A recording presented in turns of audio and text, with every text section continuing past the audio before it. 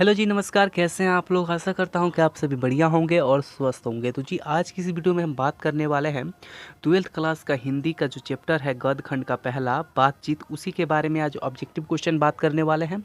तो इससे पहले जो है ना बातचीत का हमने संपूर्ण लेखक परिचय आपको एक वीडियो में करा दिया है, तो आप इस वीडियो को देखने के बाद उस वीडियो को जरूर जाके देखिएगा। तो आज की इस वीडियो में जो है ना हम लोग VBI ऑब्जेक्टिव क्वेश्चन देखने वाले हैं बातचीत चैप्टर का। तो चलिए वीडियो को स्टार्ट करते हैं बिना किसी देरी के। तो देखिए पहला जो हमारा क्वेश्चन होने वाला है वो होने वाला है बाल कृष्ण भट्ट की रचना बातचीत क्या है। तो बाल कृष्ण जो भट्ट द्वारा लिखी गई रो बातचीत जो है ना वो किस प्रकार की विद्या है, तो वो जो है ललित निबंध है। ऑप्शन डी जो है एकदम राइट आंसर हो जाएगा। अगले क्वेश्चन की ओर बढ़ते हैं। तो देखिए अगला क्वेश्चन है कि बाल कृष्ण भट्ट किस युग के निबंधकार थे। तो जो बाल कृष्ण भट्ट हैं वो किस युग के निबंधकार थे, तो वो भारतेंदु युग हो जाएगा। ऑप्शन बी जो है ना एकदम राइट आंसर हो जाएगा, भारतेंदु युग के निबंधकार थे। अगला क्वेश्चन है कि मानो किस मनुष्य की बातचीत का उत्तम तरीका क्या है। तो मनुष्य की जो बातचीत का उत्तम तरीका होने वाला है ना वो अवाक होकर अपने से बातचीत करना, अवाक होकर खुद से ही बातचीत करना ही बातचीत करने का उत्तम तरीका है। तो ऑप्शन टू डी है एकदम राइट आंसर हो जाएगा। अगले क्वेश्चन की ओर बढ़ते हैं। अगला क्वेश्चन है कि संवाद में सबसे महत्वपूर्ण क्या है। तो संवाद में सबसे महत्वपूर्ण जो है वो आत्मीयता है। ऑप्शन सी जो है आपका एकदम राइट आंसर हो जाएगा। अगले क्वेश्चन की ओर बढ़ते हैं। अगला क्वेश्चन है कि बालकृष्ण भट्ट का जन्म हुआ था, यानी कि बालकृष्ण भट्ट का जन्म कब हुआ था। तो 23 जून 1844 को हुआ था। ऑप्शन डी जो है ऑप्शन बी जो है एकदम राइट आंसर हो जाएगा। और जब इनकी मृत्यु की बात आती है ना तो 20 जुलाई 1914 में हुआ था। 20 जुलाई 1914 में इनकी जो मृत्यु हुई थी और इनका जन्म हुआ था 23 जून 1844 में। तो ऑप्शन बी जो है इसका एकदम राइट आंसर हो जाएगा। अगले क्वेश्चन की ओर बढ़ते हैं। अगला क्वेश्चन है कि संयोगिता स्वयंवर क्या है, मतलब संयोगिता स्वयंवर रचना है। संयोगिता स्वयंवर जो है किसकी रचना है, तो श्रीनिवास दास की हो जाएगा। ऑप्शन सी जो है इसका एकदम राइट आंसर हो जाएगा।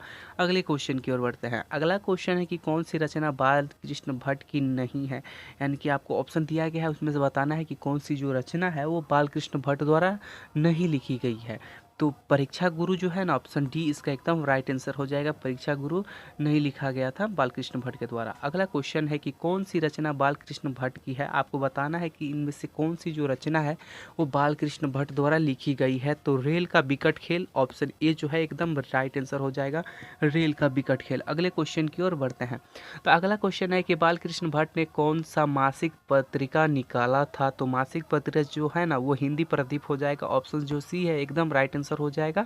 बालकृष्ण भट्ट द्वारा मासिक पत्रिका जो है वही लिखाना गया था हिंदी प्रदीप, जो 1877 में लिखाना था। ठीक है, बालकृष्ण भट्ट द्वारा लिखाना गया था 1877 में हिंदी प्रदीप। अगले क्वेश्चन की ओर बढ़ते हैं। अगला क्वेश्चन है कि बातचीत किस प्रकार की रचना है। तो बालकृष्ण जो है ना वो ललित निबंध है, तो यानी कि निबंध। ऑप्शन डी जो है आपका एकदम राइट आंसर हो जाएगा। अगले क्वेश्चन की ओर बढ़ते हैं। अगला क्वेश्चन है कि रविंद्र कुरूशो ने 16 वर्ष के उपरांत किसके मुख से एक बात सुनी थी। तो फराडे के मुख से एक बात सुनी थी। ऑप्शन ए जो है इसका एकदम राइट आंसर हो जाएगा। अगले क्वेश्चन की ओर बढ़ते हैं। अगला क्वेश्चन है कि बातचीत शीर्षक निबंध के निबंधकार कौन है। बातचीत शीर्षक निबंध के निबंधकार कौन है, तो वो हो जाएंगे आपका बालकृष्ण भट्ट। ऑप्शन डी जो है एकदम राइट आंसर हो जाएगा। अगले क्वेश्चन की ओर बढ़ते हैं। अगला क्वेश्चन है कि बातचीत के माध्यम से बालकृष्ण भट्ट क्या बतलाना चाहते हैं। तो बातचीत के माध्यम से जो है बालकृष्ण भट्ट वो बातचीत की शैली को बताना चाहते हैं। ऑप्शन ए जो है इसका एकदम राइट आंसर हो जाएगा। अगले क्वेश्चन की ओर बढ़ते हैं। अगला क्वेश्चन है कि भट्ट जी को किसके अंग्रेजी साहित्य का एडिशन और एस्टीस्ट की श्रेणी में रखा है। तो किसने रखा है, तो रामचंद्र शुक्ल जो है। ऑप्शन सी जो है इसका एकदम राइट आंसर हो जाएगा। अगले क्वेश्चन की ओर बढ़ते हैं। अगला क्वेश्चन है कि बालकृष्ण भट्ट का निवास स्थान कौन सा है। तो बालकृष्ण भट्ट का जो निवास स्थान है वो हो जाएगा इलाहाबाद, उत्तर प्रदेश। ऑप्शन बी जो है एकदम राइट आंसर हो जाएगा। अगले क्वेश्चन की ओर बढ़ते हैं। अगला क्वेश्चन है कि बालकृष्ण भट्ट ने किस पत्रिका का संपादन किया था। तो ये क्वेश्चन जो है रिपीट है, तो हिंदी प्रदीप हो जाएगा। ऑप्शन सी जो है एकदम राइट आंसर हो जाएगा। अगले क्वेश्चन की ओर बढ़ते हैं। अगला क्वेश्चन है कि बालकृष्ण भट्ट ने हिंदी नामक पत्रिका मासिक पत्रिका कब निकाली थी, यानी कि निकाला कब गया था। तो 1877 में, आपको पहले भी बताए थे। तो ऑप्शन ए जो है इसका एकदम राइट आंसर हो जाएगा। अगले क्वेश्चन की ओर बढ़ते हैं। अगला क्वेश्चन है कि कौन सी रचना बालकृष्ण भट्ट द्वारा रचित नहीं है, यानी कि कौन जैसी रचना है जो बालकृष्ण ने नहीं लिखा है। तो मेघदूत जो हो जाएगा ऑप्शन सी जो है इसका एकदम राइट आंसर हो जाएगा। अगले क्वेश्चन की ओर बढ़ते हैं। अगला क्वेश्चन है कि कौन सा उपन्यास बालकृष्ण भट्ट द्वारा रचित है। तो 100 अजान एक सुजान जो है ना, यही उपन्यास जो है बालकृष्ण द्वारा रचित है। ऑप्शन सी जो है इसका एकदम राइट आंसर हो जाएगा। अगले क्वेश्चन की ओर बढ़ते हैं। अगला क्वेश्चन है कि नाटक के प्रबंध में होने वाले मंगल पाठ को क्या कहा जाता है। तो नंदी पाठ कहा जाता है। ऑप्शन बी जो है इसका एकदम राइट आंसर हो जाएगा। अगले क्वेश्चन की ओर बढ़ते हैं। अगला क्वेश्चन है कि रविंद्र क्रूसो को कब तक मनुष्य का मुख देखने को नहीं मिला था।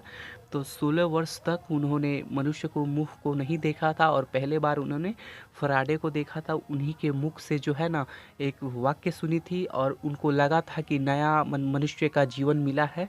तो ऑप्शन सी जो है एकदम राइट आंसर हो जाएगा। अगले क्वेश्चन की ओर बढ़ते हैं। अगला क्वेश्चन हो जाएगा बोलने से ही मनुष्य के रूप का साक्षात्कार होता है, ये किसने कहा था। बोलने से ही मनुष्य के रूप का साक्षात्कार होता है, ये किसने कहा था।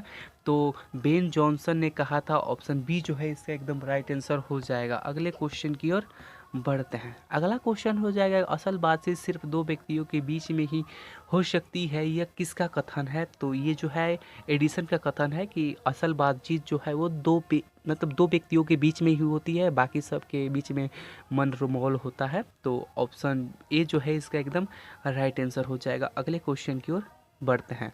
अगला क्वेश्चन है कि एडिसन के अनुसार असल बातचीत कितने लोगों के बीच में होती है। तो असल बातचीत जो है एडिसन के अनुसार, एडिसन बोलते हैं कि असल बातचीत जो है कितने लोगों के बीच में होती है। तो वो दो लोगों के बीच में होती है। ऑप्शन ए जो है इसका एकदम राइट आंसर हो जाएगा। अगले क्वेश्चन की ओर बढ़ते हैं। अगला क्वेश्चन है कि बातचीत से मन किस प्रकार हो जाता है। बातचीत करने से मन किस प्रकार हो जाता है।